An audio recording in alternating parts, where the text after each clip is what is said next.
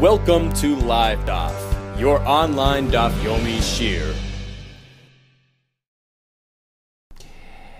Shalom Aleichem, and welcome back to today's Daf, Menachos Daf Zayin. We are holding on Vav Amud Beis, 4 lines from the bottom. So right in the middle, we're right in the middle of a discussion regarding the Shita of Ben Beseira, who tells us that even if a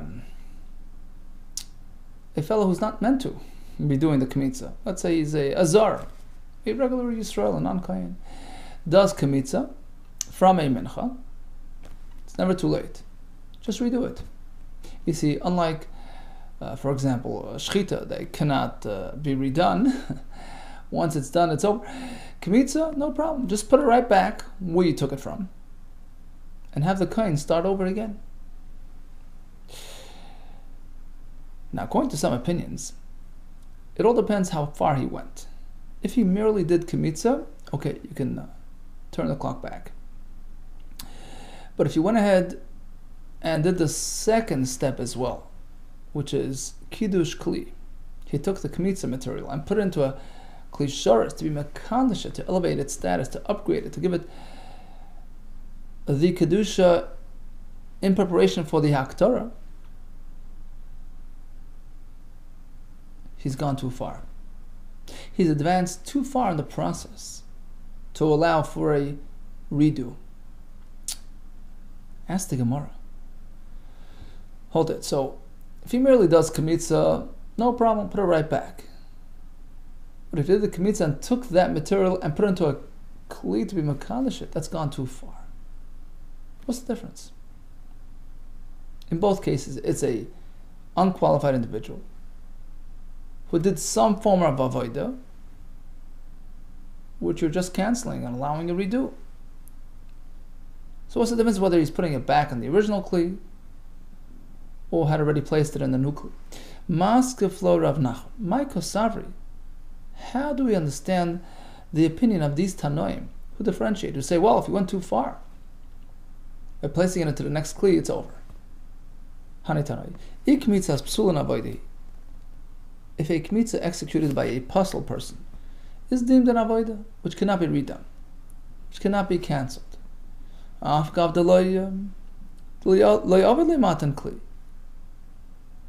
then even if he hadn't put the Kmitza in a new Kli, the Kmitza that a puzzle did disqualifies the Mincha permanently. On the other hand, if the Kmitza that a puzzle does is just ignored, it's a non-event, which allows for redo, so who cares if he puts it into a Kli? It's a non-event. He has no right to do it. That has no effect. Just redo it. Hadar. Amar Rav Nachman. Comes Rav Nachman and explains. Certainly you have to reckon with Kmitza executed by a puzzle as well. However, the avodah is only deemed complete and to be reckoned with if in fact he took the Kmitza and placed it in the Kli and completes the Kmitza process. At that point it's too late. But if it's just Kmitza per se, just cancel it. Yachi asked the Gemara an interesting question now.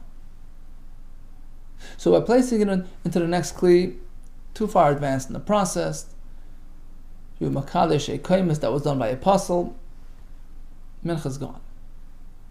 But if you're still holding it in your hand, just put it right back. Guess what? When he puts it back, he's putting it back where? Into a Kli Sharis.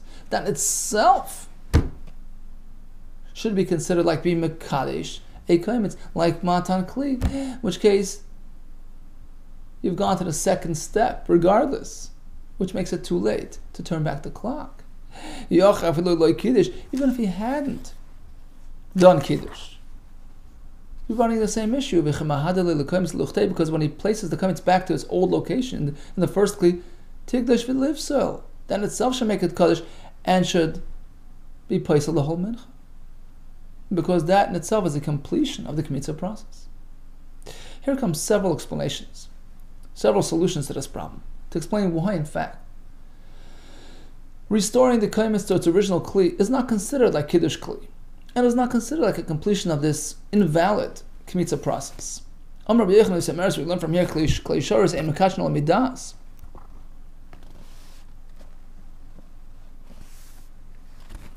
Kli shoris only has the ability to mekadosh its content when it's done with intention, with purpose, with mindfulness, as opposed to this fellow who just put the kaimitz back without any interest in having the kli sanctify the kaimitz. It won't do it. Ask the Gemara. Okay, just as a side point. So you mean hamidas mikachin? But let's say he would have das to have the kli shoris be mekadosh. It would work even though he has no business being involved in the mincha to begin with. He's a apostle, and the kaimitz is really. Rish Lakish asked this very question to Rabbi Yochanan. Kli shoris mao shikachu psulin. Can a kli shoris be mekadosh something which is possible? For instance, a kaimitz that was done by a zar, lichatchil likariv, to mekadosh it, to allow it to be taken to the mizbeach for akrav. Amalei no, ein mekadosh, it doesn't work. But it's not suitable material. It's done by a. And here we say, by us, we just said that the only reason why the kaimitz done by the apostle is not going to get an upgrade is because there was no das. But if there would be das, it would work, even though it was done by a apostle. Amarlei, Gemara responds, "Ein makachin li karev al makachin li apostle." You're right. The kli shoris cannot really sanction the kaimitz which is apostle in order to allow it for akrava, but it does, to a certain extent, affect it in a negative manner. It sort of commits it to what it is, which means to say that it completes the kmitza process to the point that you can't redo it.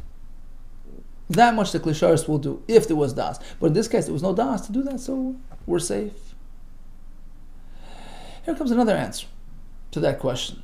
What happens when the kaimitz is returned to the original kli? Why is there no kiddush kli? Rav Amram Amar Kigon Sheichzira Levisa Gedusha was speaking that it was a bowl, right? The bowl that had the mincha material was overflowing, was heaping.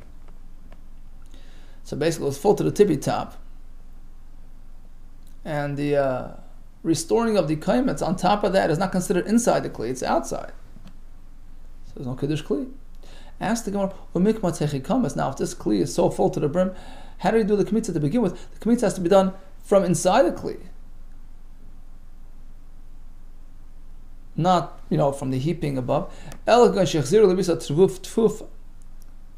we're switching it slightly. Rather than speaking about a heaping bowl, it was just fully filled to the brim. So the original kmitza, the scoop, was from within the confines, within the interior of the kli, and that's why it's a proper kmitza. Ask the Gemara, okay, so once he scooped out the kmitza, there was a little indentation, right? Is it now a little dip there? So when he puts it back into that dip, it's inside the walls of the kli, not on top. So it has kiddush kli. Back to the question, right? When he puts it inside the kli, when he restored it into the dip, into this hole,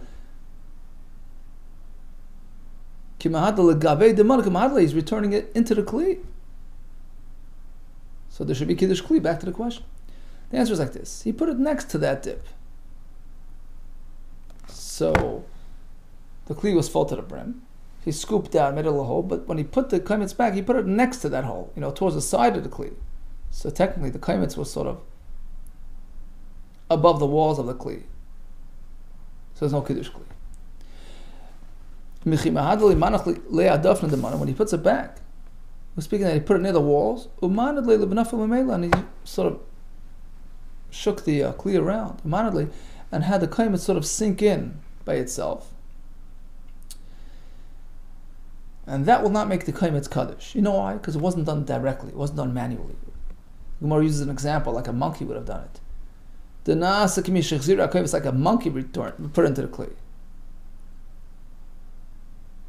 It wasn't done by the way of a person directly, so there's no kiddush kli. Okay, so that's another answer to our question. Why is there no kiddush kli? The first answer was there was no das. Second answer was it wasn't within the walls of the kli. Here comes the third teretz. Amalei Rabbi Yirmiyah, he asked the question of Rabbi Zera. Why can't we give another solution to this question? Well, like what we can explain that we're speaking kan shechziroi l'kli hamunachal gabe karka. He put the kaimets back into the original kli, but it was on the floor.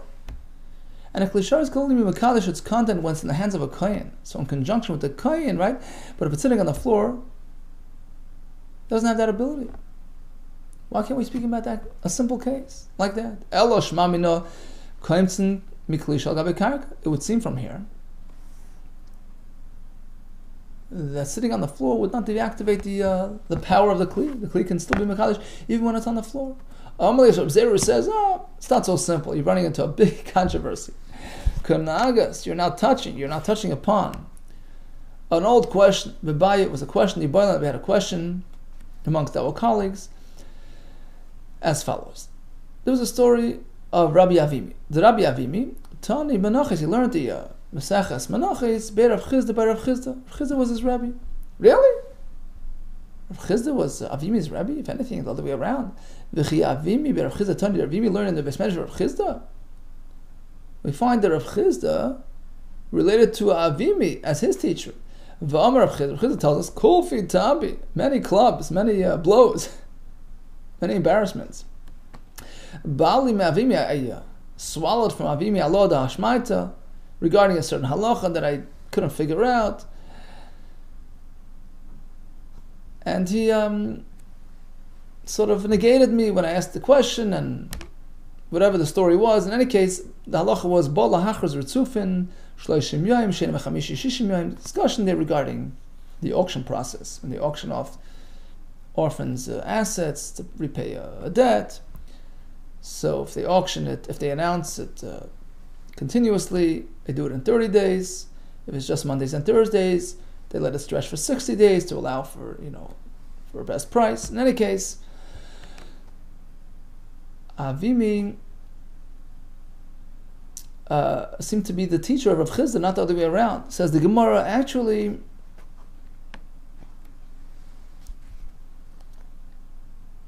Rav Chizda was the Rebbe. Sorry, Avimi was the Rebbe, but in this case, Avimi had forgotten the Mesechas Menachos, forgotten the halachas. So he came to Rav Chizda to remind him. Avimi Mesechta is akrele. He forgot Mesechas Menachos. Maybe he got unwell. He forgot. And he went to Rav Chizda, who was his Talmud, to try to jog his memory, to remind him, to refresh him, to reteach him, to relearn the Gemara of Menachos. Asked the Gemara, well, if Avimi was the teacher, you should have summoned Rav Chizda to him, not trouble himself to go to his student. Send him a message to invite him over to him. So Avimi figured, you know what? Sometimes you got to sacrifice. You got to be meiser nefesh. If you want heavenly assistance, I'll get more siyata d'shmaya. Rashi brings the Gemara in Megillah. The harder you work, the more you earn. The more siyata d'shmaya you get. Yogata u'matzasa tamen. Right? The person says, I worked and I accomplished. Tamen. That's the way to do it. Okay. In any case, back to the question regarding the kli on the karka. Does it work? So on the way back, Pogabe Rav Nachman, when Avimi came back from Rav Chizda, when he learned the Menachos, he met up with Rav Nachman. Va'amar, so he asked him. So Rav Nachman says to Avimi, okay, now you're an expert in Menachos. I have a question. Ketzad Kaimson. When you do Kmitza, where do they do it from? Where is the Kli situated? Amalei, so Avimi pointed to a Kli on the floor. He says, right there, Mekli there, a Kli like this. Amalei, so Rav Nachman says, really? Even when it's on the floor, it works? V'chi Kaimson, Mekli shal gabe karka. Amalei says, no, I didn't mean that. The Magbali Kain, of course, we're talking that a Kain lifts it. Next question. Ketzad Mekash na Kaimitz. So that was the Kmitza. Okay, so you scoop to that. Now, next phase, Kiddush Kaimetz, which requires placing the Kaimetz in the Kli. How do you do that? Amalei, so once again, he pointed to the Kli there. Amalei, nice in the Kli zeh. So he asked him, really? Even on the floor? He says, no, the Maglan Kohen, of course, I mean that the Kohen is holding it. Amalei, so Rav Nachum says, according to you, it has to be manually operated? So you need a number of Kohanim dealing with a mincha. You need the Kohen holding the Kli while the next Kohen does the scoop, and the third Kohen holding the next Kli while the Kohen puts the scoop inside. Amalei, you need 3 Kohanim. Rashi says you can't do any avodah with your left hand. So all 3 kohanim are needed, each one holding a kli with his right hand. Kli and the kaimetz. Amalei, yeah. Okay, what's wrong with 3 kohanim?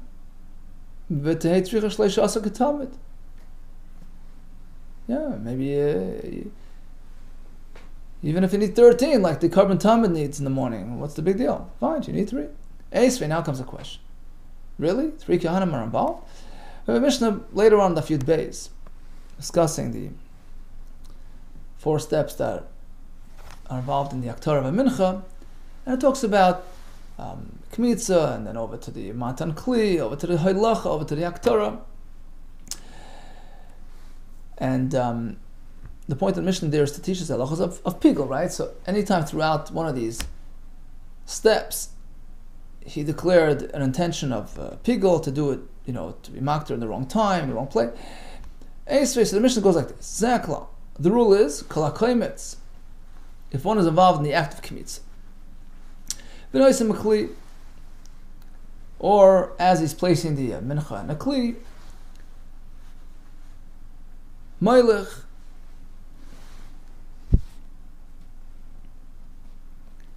makter, right? Either during walking the kaimetz or burning on his mizbeach, and throughout these steps, he's thinking to consume material which is meant to be consumed in the wrong time, in the wrong place. It disqualifies the carbon. Now, according to you, we're missing a kohen. There's no mention of the kohen holding the kli. The answer is we're not discussing numbers of people involved. We're discussing distinct phases. That's all the Mishnah is talking about. Tana, Seder avodas. No, he's talking about the different avodas, different steps regarding pigul. Please say the kohanim rather than speaking about the amount of kohanim. Okay, interesting discussion whether or not you can use the kli on the floor. So again, the same question was posed to Rav Sheshes. Okay, so kmitza and a mincha can be done from a kli which is situated on the floor, or do we need the kohanim to hold it? He says, I have a simple answer. Take a look at what happens in the Heichal when they process the lechem apana, which is a type of mincha because it also is comprised of mincha material with a kaimetz, although it's not dough, it's breads, and the lavaina, which is like the kmitza of a mincha, because that's the part that represents the lechem apana, that's the burnt on the mizbeach, the kmitza of the lavaina, the 2 spoonfuls of lavaina, each one holding a kaimetz. So he says like this, take a look, how they process the lechem apanim inside the heichal. We have a Mishnah which describes it in great detail. How many kohanim were involved? Merely 4. 2 to switch the breads, 2 to carry out the spoons, but nobody's lifting the shulchan while they take the material off. Apparently you can do kmitza even from a kli that's situated on the floor, right? Abba kohan. We have merely 4 kohanim involved. Nechas, and they go in. Shnayim b'yad m'shnei starim. 2 kohanim are holding the 2, piles of arrangements of bread, each one a pile. Shnayim b'yad m'shnei b'zichim. 2 kohanim are holding the 2 spoons, each one per kohen. V'arba magdim l'fneim. And you have 4 kohanim going ahead to remove the last week's, lechem apanim and spoons. Shnayim lito shnei starim, 2 to take the loaves. Ubeis lito beis bezichim, 2 to take the spoons. V'ilu, and we have no kohen there, the Superman, to pick up the shulchan while this is happening. V'ilu magbias hashulchan like tani. Apparently, you can do a kmitza off a kli which is on the floor.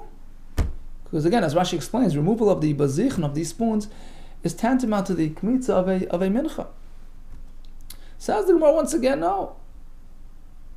You can't prove anything from it. They were just describing the event, describing the steps, not describing exactly, how many helpers they need. Lav Amr Sasam, just like you responded regarding the earlier Mishnah.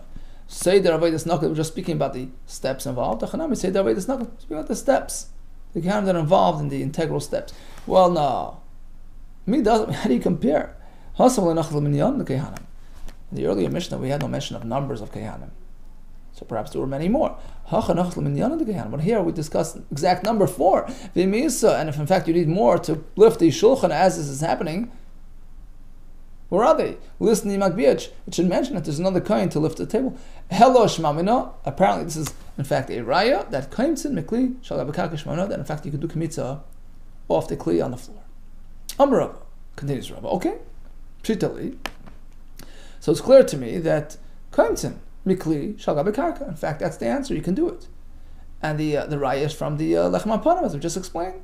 Shekematzinu besiluk bazichin, like you can remove the bazichin from a shulchan which is on the floor. Likewise, mikacha mincha b'kli shel gabe karka. Initially, when they take the mincha material and put it in the kli before the kmitza, the flour and the oil, you can put it in a kli while it's on the floor. Nobody has to be holding it. How do I know that? Once again, from the way they set up the lechem hapanim, they set it up on the floor, on the shulchan which is situated on the floor, right? Mikacha mincha b'kli shel gabe karka shkematzin, as we find b'sidur b'zichin, as when they set up the bazichim on the shulchan. Boy, Rabbi, now comes an interesting question. What about kiddush kaimet, which we discussed before? So setting up the mincha on a kli on the floor is fine. Kmitza, likewise, is okay. What about the next phase? After kmitza, the kiddush kaimet into a kli, matan kli. Does that require a kohen? Does the kohen have to hold the kli or not? Boy, Rabbi, kiddush kaimet's mai. So we have two possible directions to go. We can go to the kiddush of the mincha, which we said is okay. But we have another option as well. Let's see. What's the halacha? Mi mincha yafin, shall we say? Well, compare it to the kiddush of the mincha, which is okay when it's a kli on the floor, as we just explained. So likewise, the kiddush of the kaimetz works the same way. Or shall we say that we compare the kiddush kaimetz to kabbalas hadam? Again, Rashi explains that the 4 phases, the 4 steps of avodah by a mincha correspond, they parallel the 4 avodas of dam, of a carbon.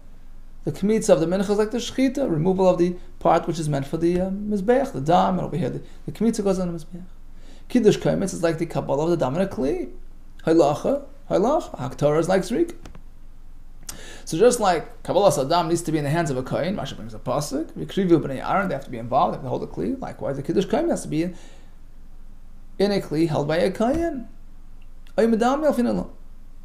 So should we look locally at mincha, or should we go over to the zrika of the kabbalah of the dam?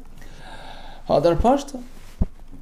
Rav himself responded as follows: Midam yalfinillah. Certainly we go to dam and compare it to that. Really? Umi amar Rav hachi. Did Rav in fact say that the halacha is of a kmitza comparable to dam? Well, we have a halacha. Suppose he took the kaimetz, split into 2, and placed each part in a separate kli. Does that make it kaddish or not? So, technically, all the material ended in a kli, but it wasn't as one entity. Wasn't as one unit. Rav Nachman Amar in a kaddish doesn't work. Rav Amar kaddish, it does work. V'misa, says the Gemara, if it's true that according to Rav we compare the kmitza, we compare the kiddush of the kaimetz to kabbalas of dam, we know that by kabbalah of dam it has to be the full amount as one. So let's say there's an amount that's required for sprinkling hazah. So let's say it's an ounce, okay? You have to be makabel an ounce in one shot. You can't do a half ounce in this kli and then a half ounce in the other kli and then mix them together. You can't do that. The kabbalah has to relate to the full amount as one. The same would happen to the kmitza according to Rava if they're comparable. And here Rava says you can do half at a time. Right? Rava reverted from that halacha that in fact you can't split it. He agreed to Rav Nachman, has to be done as one. Just like that. Okay, now this takes us into a discussion regarding the halachas of dam, which you may recall we had back in Tzvachim as well. It's always good to review. V'dam menon l'kosh chatzan. How do we know that you can't be mekadosh? You can't be mekabel adam piecemeal. V'tani Rav Tachlifa ben Shol. If a brayso like this. Kidesh pachois mikdei hazor b'chliza. V'pachois mikdei hazor b'chliza. Like Kidesh. So this speaks about the paraduma waters actually. So the process involves kiddush. First, you take the kli and you makabel water, spring water, right, fresh water, and then you add the ashes. And you need a shiur, an amount, quantity which allows for hazor. Let's call it an ounce, right? So you have to be mekadesh at least an ounce at a time. Let's say he was mekadesh a half ounce in this kli, and then a half ounce in the other kli.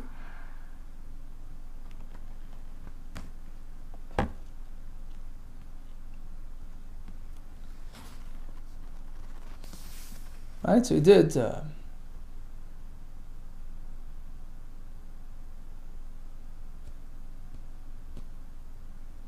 He did a half ounce and put the afer, put the ashes. Same with the other kli, and then mix it all together. Doesn't work, right?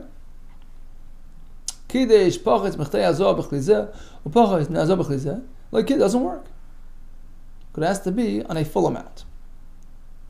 An amount which is suitable for hazor. And the question was asked, what about kabbalah of dam and a carbon? We apply the same principle or not? What happens to the blood of a carbon? Shall we say that the requirement by the paraduma water is a halacha l'mashim Sinai, which is a local halacha, which can't be transferred elsewhere? We never derive from halacha l'mashim Sinai. It's meant for that halacha and that halacha only. You can say that the underlying principle applies equally in both cases. My time. Perhaps it's based on a pasuk. Why can't you do half and half by the paradum and the chsiv v'talav? The kohen dips into the water, which indicates that when the ashes were mixed in, it already had the right amount of water. The same by Adam. It says he dips his finger into the known blood, which already had the required amount from the get-go. So what was the conclusion? Amar B'tzrika, Amar B'lazar, Apadam like Kiddush. Just like by the paradum, water has to be done at the right amount to begin with. The same thing with the dam. Amar Rava, Tanya Mehochi, and Rava brought a brayser as well. So the pasuk speaks about the kohen dipping his v'taval hakohen es etzboi b'adam v'izim ben adam sheva pa'amim. We learn three things from this pasuk. From v'taval we learn v'lei mesapik. He has to dip his finger in. He can't just scrape off the walls of the kli. The word ba'adam, the known blood, doesn't say bidam, in blood. The known blood means this blood was there from the beginning. The right amount was there right away. Shei b'adam shiyat tefillah mikare. Okay, the dam had enough to allow for a dipping from the moment of Kabbalah, rather than, added afterwards. The word min adam tells you, min adam sheba'inyan, from the known blood. We'll see in a minute what that means.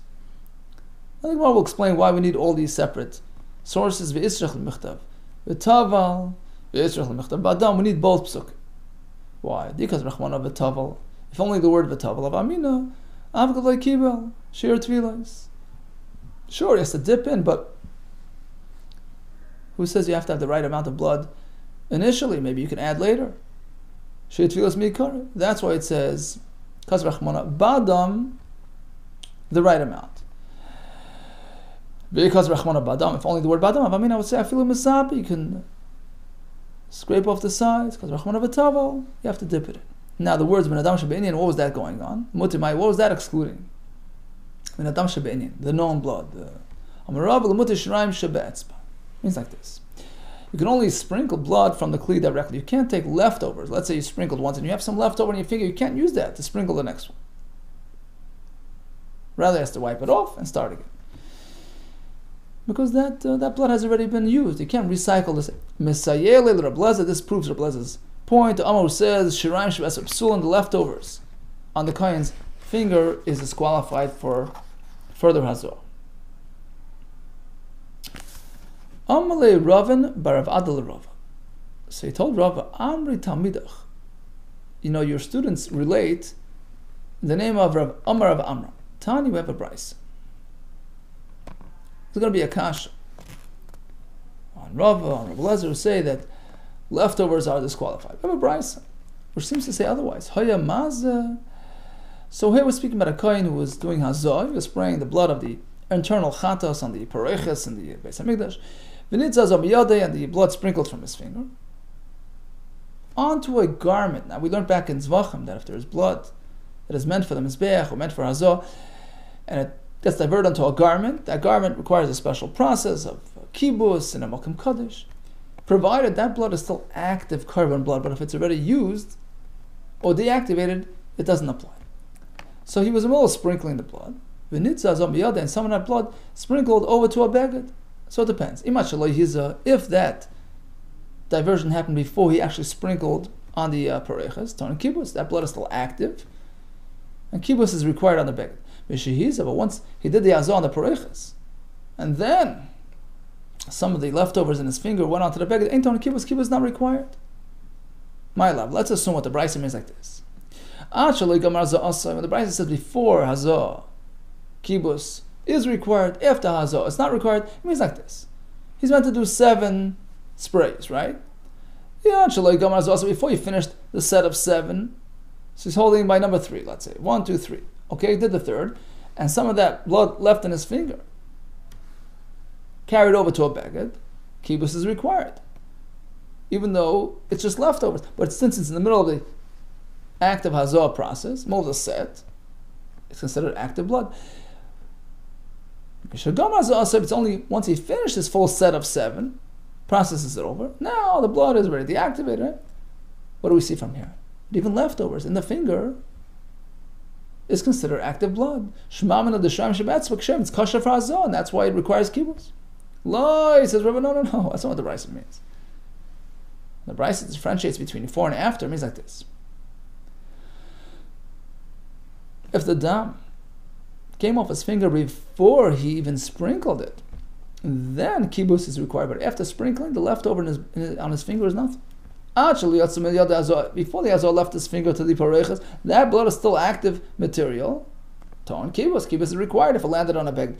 But once the blood left his finger, hazor had been accomplished. So whatever's left on his finger is deactivated.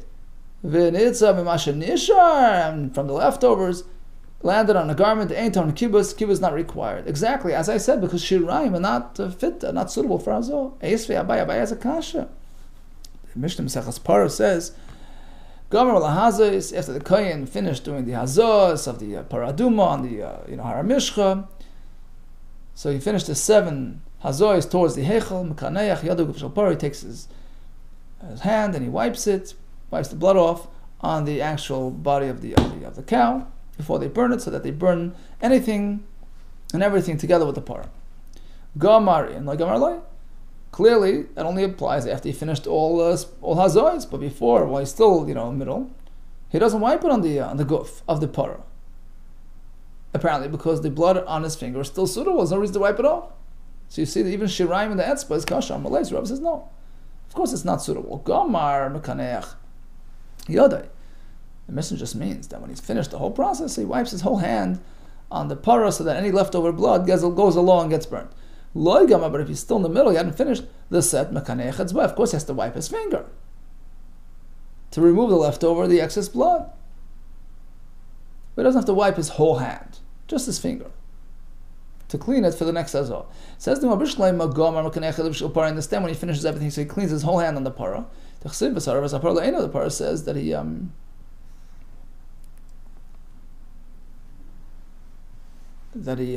burns the cow in front of him right there, so he has it right there, so he has a place to wipe it. But if before he finished all the azois, he's wiping. You tell me he wipes cleans his finger off. But what's he going to use to wipe it off? You can't do it on the par because it has these hairs. It's going to get stuck on his finger. It's not going to. So what do? Scrape it off on the edge of the lip of the container, and have the blood trickle outside. That's why the mizrach, the blood containers, are called kipurei zahav, like Yom Kippurim, right? To wipe away, to clean up.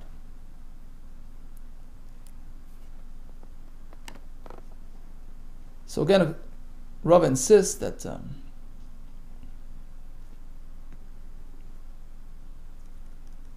the shiraim of a etzbar are possible, because the pasuk says min hadam shebe'inyan, which we learn to mean that only the blood within the kli, never used, never touched, that's suitable. But once it's been on his finger, once it's been used as part of you can't recycle that blood and use it again for the next hazah. Okay, so we learned 3 halachas regarding dam, all based on this pasuk of v'tavel es b'ay b'adam. We learned that there has to be a shir dam mi'ikara. We learned that it has to be a tefillah and not mesapig. According to some, he must use original blood, not leftovers, on his finger.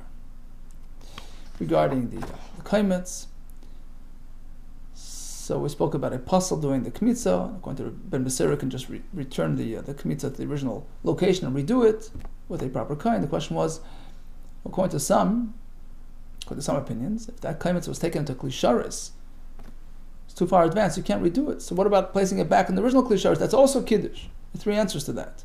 Either there's no das for kiddush, or it was an overflowing, was sitting on top, or it was on a kli on the floor, which according to some shitas wouldn't work. Certainly according to Rav, compares it to dam. Right? The kiddush kli in a kmitz is like the kabbalah of dam, which needs a kli which is being held by a kohen.